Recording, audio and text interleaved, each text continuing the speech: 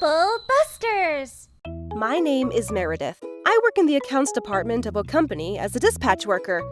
Since I was born, my legs couldn't really work that well, and my life has been in a wheelchair. I've been in a wheelchair since I was a young girl, so I don't really need that much help at all. I'm working just like everyone else. And I go to my favorite band's concerts all the time. Tomorrow's a day off, so I'ma finish work early today and watch all the things I recorded of the band. My, you sure work fast. We also gotta do our best to catch up, huh? Ever since you came along, Meredith, we're able to finish work on time every day. Thanks so much. Really? Thanks. I only came to this workplace just a month ago. My new colleagues were all very kind folks, and I thought I was lucky to work in such a nice environment. They interact in a way that seems like they don't care if I'm in a wheelchair or not. Except for one person. Hey, Meredith. Yes? What is it, sir? Do this too, would you? I'm sorry, sir, but isn't that your work, Mr. Arbuckle? This is my boss. He apparently has something against me. He makes up excuses to be harsh to me. His bickering is so frequent, I sometimes even start to think that he might actually be infatuated with me. If such was the case, that's a strange bloke right there. Do you have any idea how much you're inconveniencing other people? Inconvenience? Don't you dare think you deserve the princess treatment just because you're in a wheelchair. Am I being treated like that? You aren't going out to take care of jobs, are you? I was under the impression that people in accounts don't do that. Shut up! There's lots of other stuff. He always comes up with ridiculous ways to try to harass me. So just by adding a contradictory, he gets pissed. More to the point, are your legs really fricked up beyond repair? I can't walk, sir. How nice it would be to walk. God damn it, your wheelchair is in my way! My boss started kicking my wheelchair. The hell? Mr. Arbuckle! This has gone too far! Shut up! When something doesn't go his way, he always blames it on the wheelchair. Does he maybe want to sit in it himself? Everyone can't focus on their important work because of you! I sincerely think you're the one achieving that accomplishment. And then, my boss smirked. Huh? What's this? Intimidating, I must say. I have an idea. It's not like you go out to do your job, nor do you actually meet other people, so I think you can do some other work.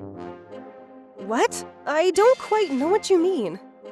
Your workplace from now on isn't here anymore. The useless go to the warehouse. And with that, my boss brought me to the basement. Pardon me, sir, but this isn't exactly a good place to work. There's a table, so yeah, you can work here, since you can't use your legs anywhere's fine, right? But that doesn't mean I can work here. I'm not Fix-It Felix, you know. Huh? Who's that? In any case, starting today, your workplace will be here. With that as his parting shot, my boss left.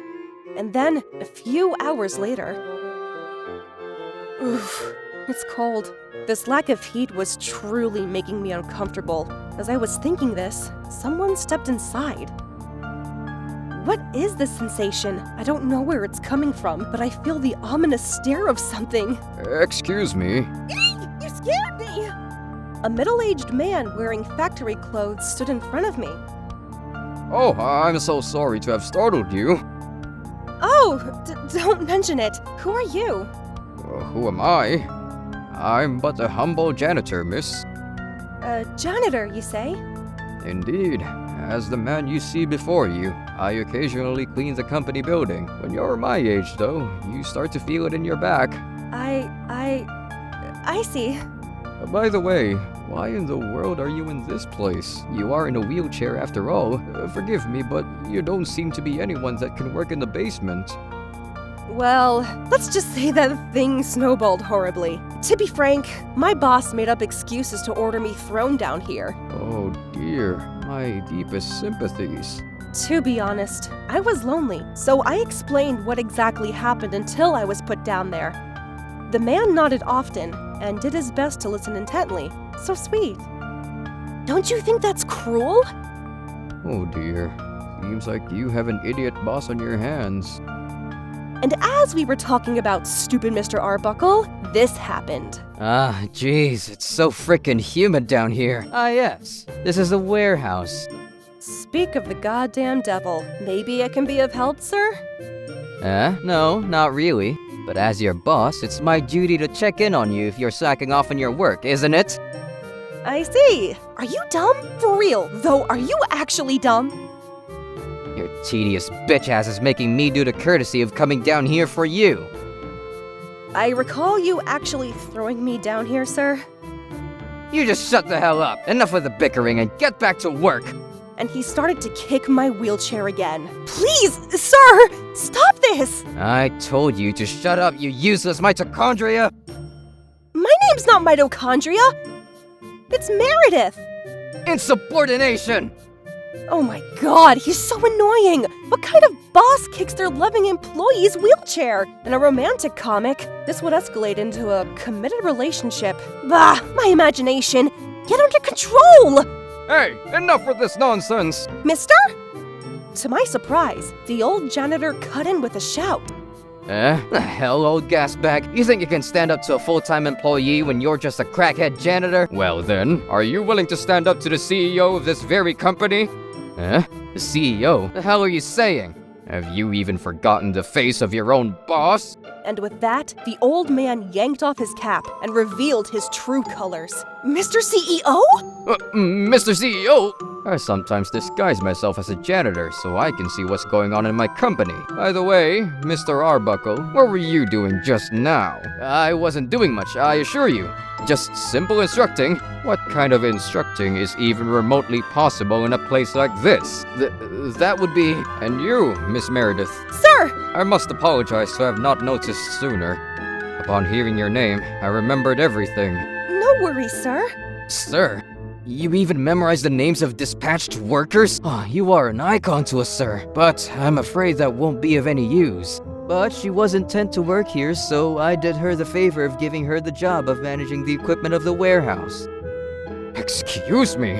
It's certain. Young people these days are not very useful, and it's a concern. I will immediately fire the likes of her, sir. I will confiscate her belongings myself. For real, who would dispatch someone this troublesome? Huh? You say all this when you really don't know who she is. Who she is? Miss Meredith is the granddaughter of our head chairman. What? Oh no! Mr. Arbuckle, what did you say a few moments ago? Well... If these old ears heard correctly, you said you'd fire her. No, I didn't. I had no idea she was Mr. Chairman's granddaughter. Oh, Miss Meredith, you're such a player. If that were the case, you should have told me sooner. So your attitude does a 180 when you know the truth, huh? That's not true, Lady Meredith. I got furious at how much his temperament changed upon knowing who I really am. I'm gonna use this situation to my advantage and give him the treatment he deserves. Troublebusters. You were kicking my wheelchair up until a moment ago. No, I would never do that. Enough! You were kicking it! Don't forget, I also witnessed you kicking her wheelchair. This is a huge upset, Mr. Arbuckle. Mr. CEO, sir, it's not the case. And what isn't the case, mister? We must punish you accordingly. Arbuckle crumpled to his knees, but we weren't done with him yet. There's something else I want to say to him. Mr. CEO, this bloke has a sin completely different from the situation. And what, pray tell, might that be? I'm sorry to have kept quiet. Actually, my grandfather asked me personally to check into a dishonest occurrence within the company. This is new to me. Dishonesty? What's that supposed to mean? You seem to be shook from head to toe. Something the matter, Mr. Arbuckle? I don't. Are you sure? I know all about it. No, don't laugh like that. I'm sorry. It's my quirk. Would you mind explaining what happened, Miss Meredith? I was thinking about reporting to you just today, actually. Wait a sec. First, you have to inform your boss. You have to follow protocol here. That's a member of society is all about. My real job doesn't make you my boss, Mr. Arbuckle. Well then, out with it, Miss Meredith. Mr. Arbuckle had been embezzling the company's money. Good heavens! The chairman says that the company's money was being used up, and he asked me to look into it. So I was dispatched into your accounting department. As I looked into it, you wouldn't know how quickly the proof of your deeds amounted. Seems like you were trying to stay under the radar. But no one hides from me. How could something like this scandal happen at our company? What's the meaning of this, Mr. Arbuckle? No, sir! This must be some sort of mistake!